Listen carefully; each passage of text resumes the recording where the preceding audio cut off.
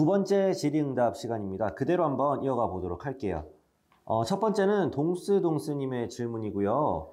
토큰보드는 졸업을 할 수 있는 것인지 궁금해 하셨어요. 일반화에 대한 질문을 하신 것 같은데, 이 행동을 하면 토큰 줄게, 이런 식으로 인식이 되면은 토큰이 없으면 말을 안 들을 것 같다. 토큰이 뇌물이 되면 오히려 권위에 도전을 받게 되는 것 같다. 이런 걱정도 같이 말씀을 해주셨어요. 정말 토큰보드를 쓰면 평생 써야 되는 이런 경우가 발생이 되나요?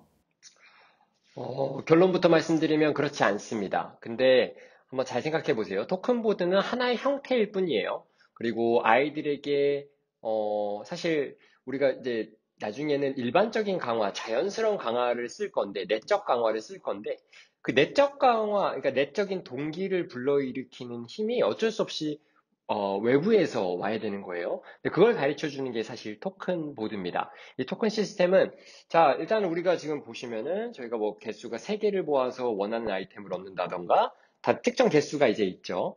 자, 요게 이제 익숙해지면은 저희가 이제 레벨 시스템이라는 것도 입힌다 그랬어요. 아이들이 레벨에 대해서 알게 되고, 그러면서 이제 우리가 여기서 행동 대가라는 것도 배우는 거예요. 레벨을 통해서.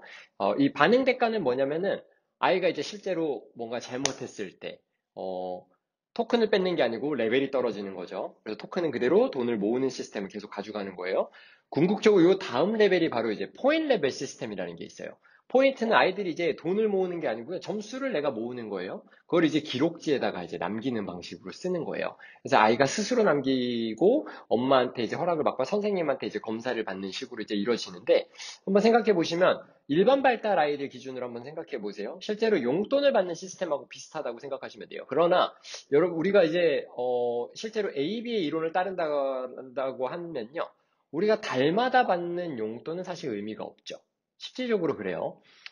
요즘에 미국에서도 ABA가 실제 경영에도 이제 적용이 되는데, 그걸 OBM이라고 합니다. 근데 OBM을 봐도 사실 마찬가지예요. OBM에서 말하는 건, 자, 한 달에 정기적으로 받는 이 월급, 여기에 대한 동기를 생각했을 때 사람들이 과연 그 월급을 받기 위해서 더 열심히 일하느냐. 그래서 요즘에 미국에서는 이 ABA가 적용된 OBM을 통해서는 Performance Based Payment라 그래요. 그러니까 내가 한 수행에 따른 월급을 받는다. 그 계산하는 방법들이 있습니다. 그러니까 ABA에서 바라보는 것도 어쨌든 우리가 사람이 살아가는 데 있어서 이런 강화를 받는 시스템이 열려져 가는데, 토큰을 통해서 우리가 그런 것들을 이제 미리 경험을 하는 거예요. 그래서 용돈을 받아도 한 달 한 달 받는 게 아니라 아이들이 잘한 거에 대해서 엄마한테 용돈을 더 받고, 그게 이제 사실 토큰 시스템이 일반화되어 가는 과정인 거죠. 그래서 궁극적으로는 내가 기분이 좋고, 그게 이제 아이들한테 보람이 되고 내적 강화가 되는 거죠. 그래서 뭔가 졸업이 된다 안 된다의 의미보다는요, 그러니까 토큰 보드는 그것을 알려주는 아주 좋은 매개체다. 그 정도로 생각을 하시면 될 것 같습니다. 다음은 레원맘님의 질문입니다.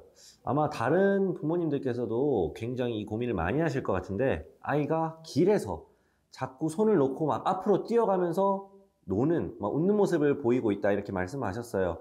사실 좀 위험한 상황인데 잡기놀이를 하고 싶어 하는 그런 요구를 아이가 하는 것 같아요. 무시해도 뒤돌아보면서 또 쳐다보면서 계속 뛰어가는 이런 상황이 발생되고 있다고 합니다. 이런 게 굉장히 사실 위험하잖아요. 어떻게 좀 연습을 하면 도움이 될지 조언을 주시면 좋을 것 같습니다.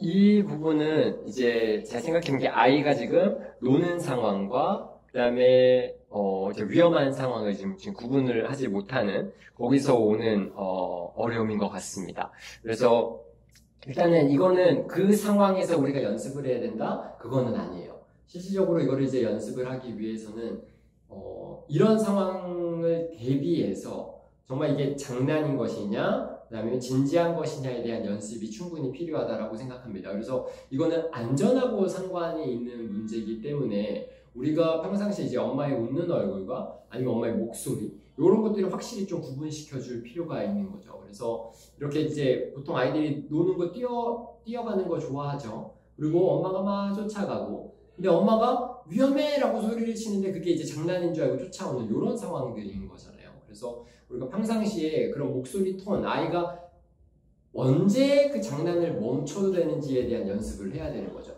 사실 이 전 상황을 우리가 연습할 수 있는 것들이 원하는 활동이 있고 엄마의 지시사항이 있고 그 활동이 종료된다. 근데 이 종료될 때 엄마의 말투라든지 이런 것들이 사실 또 매우 중요하죠. 그러니까 아이가 지시를 언제 엄마의 지시를 따라야 되는지 이런 것들에 대한 내용입니다. 그래서 이거는 이제 그 상황에서는 우리가 연습을 한다기보다는 네, 그 전에 미리 이제 이런 것들을 연습을 해야 된다. 그렇게 말씀을 드리겠습니다. 다음은 나나님의 질문입니다. 토큰보드가 아니라 비타민 같은 것을 주는 건 어떠냐라고 말씀하셨어요. 잘 기다리면 비타민을 줄게 이런 것처럼요. 토큰보드를 사용하는 것과 큰 차이가 있는지 이렇게 질문하셨습니다. 사실 큰 차이가 있습니다. 처음에 우리가 연습을 할 때는 이런 일정 이제 우리 부모님이 요구를 하고 그다음에 그걸 수행했을 때 강화를 해준다. 1대1 강화 이렇게 해주는 게 맞아요. 저희들도 아이들하고 수업을 할 때 그렇게 시작을 합니다. 그렇게 시작하면서 조금씩 토큰으로 넘어오는 거예요. 근데 이게 매우 중요한 게 토큰을 쓰면서 배울 수 있는 것들이 굉장히 많습니다. 첫 번째가 기다림이죠. 그러니까 바로 주는 게 아니고요.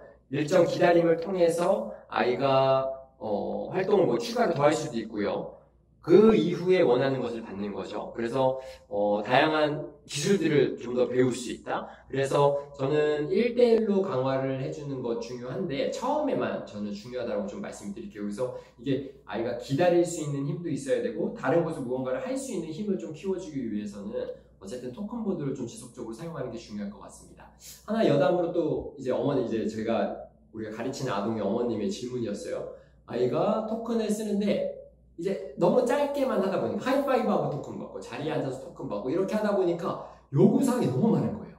그러니까 항상 토큰을 쓰는데 엄마도 시간이 없고 이런 식으로 가죠. 그래서 우리가 활동을 조금씩 늘려가는 건 매우 중요합니다. 그래서 활동을 좀 늘려가면서 시간도 좀 늘리는 거예요. 손을 잡고 숫자를 세는데 1에서 10초를 세는데 이게 20초, 1분도 할 수 있어요. 그리고 이제 이런 게 이제 연습이 되면 타이머로도 연습을 할 수 있습니다. 타이머로 처음에는 한 10초, 20초를 연습을 하는 거예요. 그리고 토큰을 받고. 그다음에 그 시간을 조금 늘리면서 연습을 하고 이제 기다리는 연습을 하는 거예요. 근데 그 이제 선은 당연히 우리가 지금 처음부터 아이가 10초를 기다렸는데 그 다음에 갑자기 1분을 한다. 그건 사실 어려워요. 그래서 조금씩 좀 늘리면서 우리가 이렇게 다른 여러 가지 기다리는 훈련, 엄마의 지시를 따르는 연습 이런 것들을 했으면 좋겠습니다. 네. 이번 강의 마지막 질문입니다. 다현맘님께서 눈맞춤 하는 연습도 토큰으로 할 수 있는지 여쭤보셨거든요. 눈맞춤도 토큰으로 가능할까요? 이게 눈맞춤을 토큰으로 한다. 이거는 사실 좀 다른 개념인데, 토큰은 어찌 보면은 우리가 강화를 시켜주는 시스템인 거예요. 근데 제가 말씀드렸다시피 항상 1대1로 강화를 할 수 없고, 그 다음에 우리가 항상 또 강화를 바로 줄 수 없는 상황도 있기 때문에 토큰을 쓰는 거고요. 그 다음에 토큰보드를 씀으로써 아까 말씀드렸다시피 기다리는 힘을 키워주는 것이고, 이런 여러 가지 이제 우리가 지시사항을 따르는 연습들을 이런 토큰보드로 하는 거죠. 그래서 토큰보드를 통해서 당연히 눈 마주치면 가르칠 수 있는데, 뭐 이것만 쓰냐, 그건 아니에요. 그래서 우리가 강화해주는 시스템인 건데, 근데 이제 눈 마주침에 대한 우리가 고민을 좀 해봐야 되는 게, 실제로 미국에서도 ABA에서 눈 마주침에 대해서 가르칠 때 예전에는 강화물을 이제 눈 미간에다 놓고 이제 따라가는 연습들을 했어요. 실질적으로 현재도 제가 듣기로는 많은 ABA 센터에서 이런 방법을 쓴다라고 해요. 눈 마주침을 높이기 위해서. 미국에서는 어떤 이제 얘기들이 나왔었냐면은 자 이렇게 해서 했는데 일반화에 대한 문제가 좀 많이 생긴 거죠. 그러니까 이제 필요할 때 이제 말하는 사람의 눈을 봐야 되는데, 그게 이제 잘 되지 않았다. 그래서 이제 궁극적으로는 눈 마주침이 안 되는 이유에 대해서 우리가 고민을 해야 돼요. 눈 마주침이 안 되는 이유는 관심이 없어서입니다.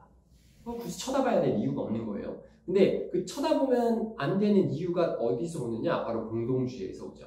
제가 이제 강의에서 매번 많이 다루던 내용인데, 공동주의가 높아지면 사실은 눈 마주침과 호명 반응은 따라오신다고 보면 돼요.